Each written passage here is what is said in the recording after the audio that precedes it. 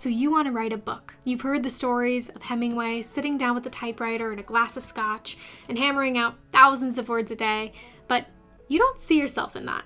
And beyond that, it's 2025, and we have so many more tools available to us as writers than just a typewriter. So where do you begin? Well, hi, I'm Abby. I've written thousands and thousands of words and even published a book. And whereas I'm by no means an expert, I'm hoping the next few minutes can serve as a comprehensive guide collecting all the resources that I've learned how to plan, draft, revise, and share a novel. And if you have any other suggestions, please put them in the comments below so this can serve as kind of a living resource for all of us writers. So first, planning. Now, it would be amazing if I had a foolproof 3-step plan to pick the perfect idea that'll take you to all your writer dreams. But really, the key to picking the right idea is picking an idea that you're willing to spend hundreds of hours with. Something that when you wake up, you're excited to think about it. When you're falling asleep, you're still thinking about the world, the characters, some part of your premise. So that's kind of the first step to our brainstorming, but getting into some more actual resources. When you're thinking about planning, I always love a good pen and paper. I love fountain pens, and I have specific journals and papers that I'll link down below that I love to use, but having some sort of stationery that gets you really excited to write things down, I think makes a big difference.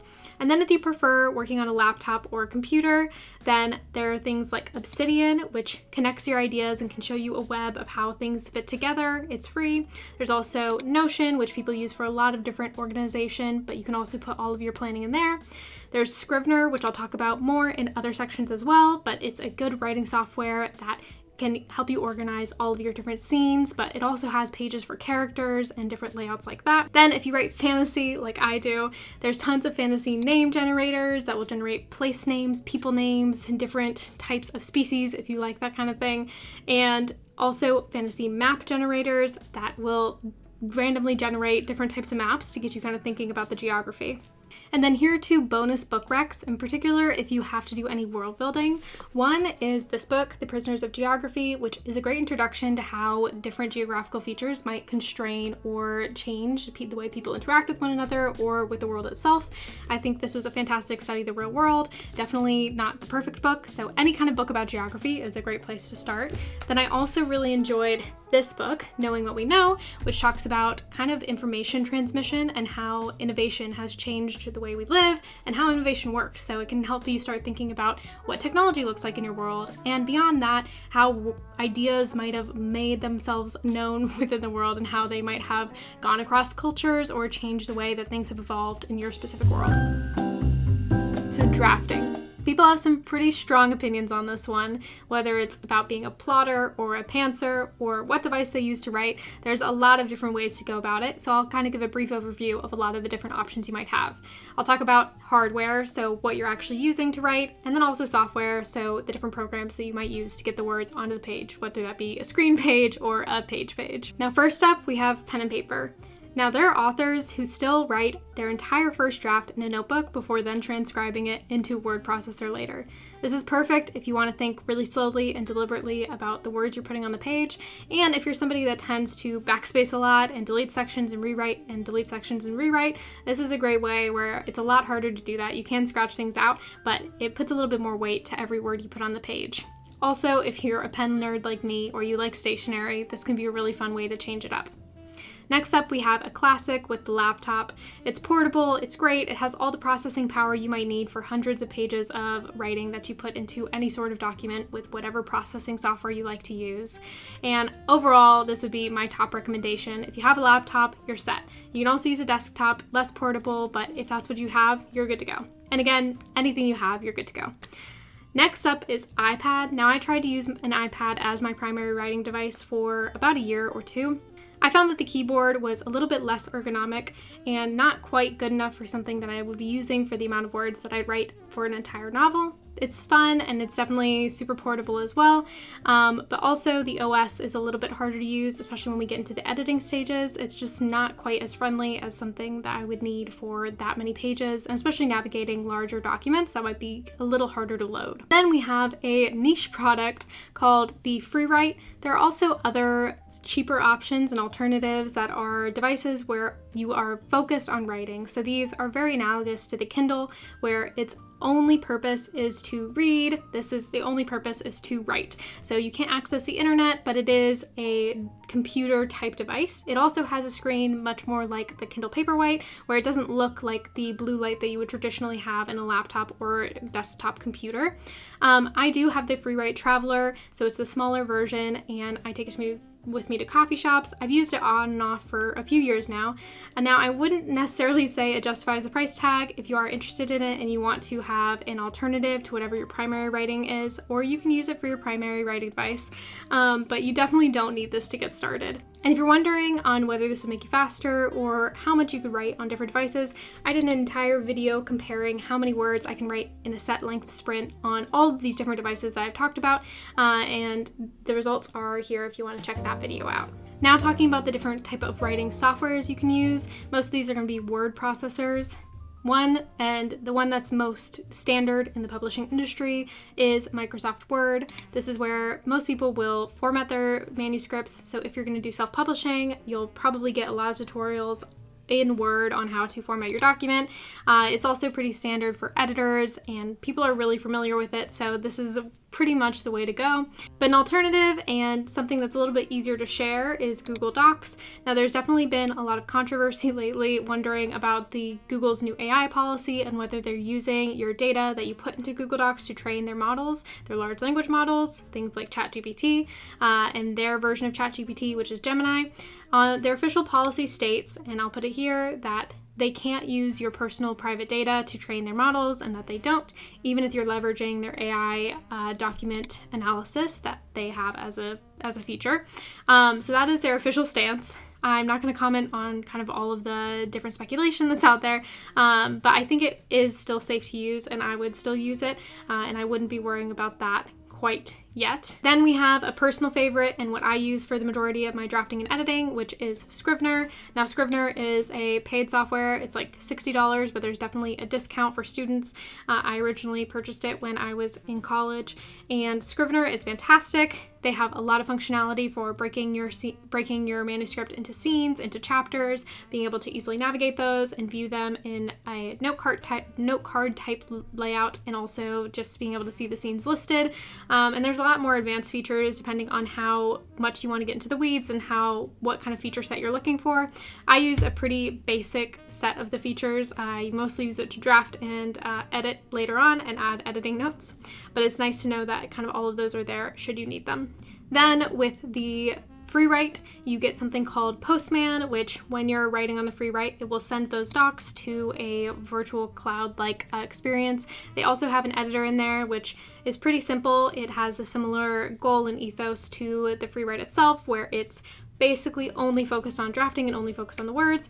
I don't typically use this for actual drafting. I usually pull in documents that I send there and put them into Scrivener or wherever I'm actually writing, but it is possible and an option if you have the Freewrite products that you can then use that to draft as well. And finally, some resources for when you're drafting. I use this thing called OneLook all the time, which is like a thesaurus plus. It has not just words that are identical to the word that you're looking for, but they're also semantically related. So if they're in phrases commonly with it, if I'm thinking of a word and I just can't quite get there, but I know something related, I'll often go and reference other words in here. I know a lot of other people also use something called Word Hippo, which is very similar and is a great thing to kind of keep up as you're drafting, so that you're not stuck on like, oh, what was that word again? And then the last part of drafting, I have some writing craft book recommendations. Now, I am a craft book nerd. I love reading these, especially reading a chapter before going into draft. I think it gets you into the right mindset. And as you're reading them, especially if you're reading them in tandem with drafting, a lot of the times you'll read the concepts that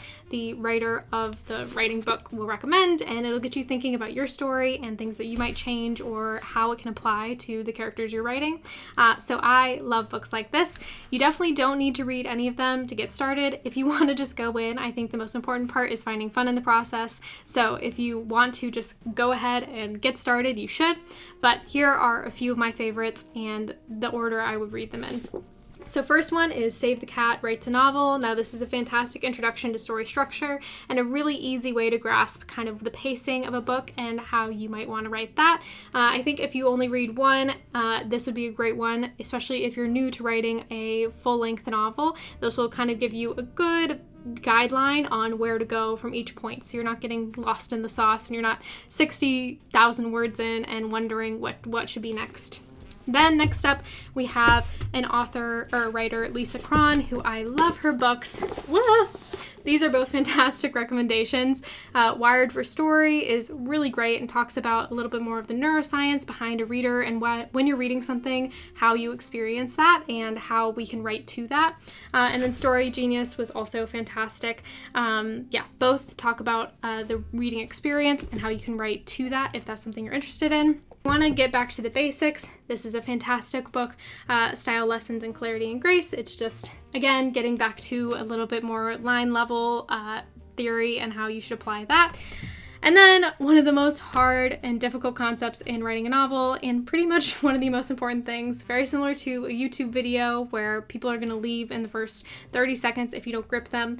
It's the same in a book, right? You're going through a bookstore and you flip open to the first page and either that's going to convince you to buy it or it's not.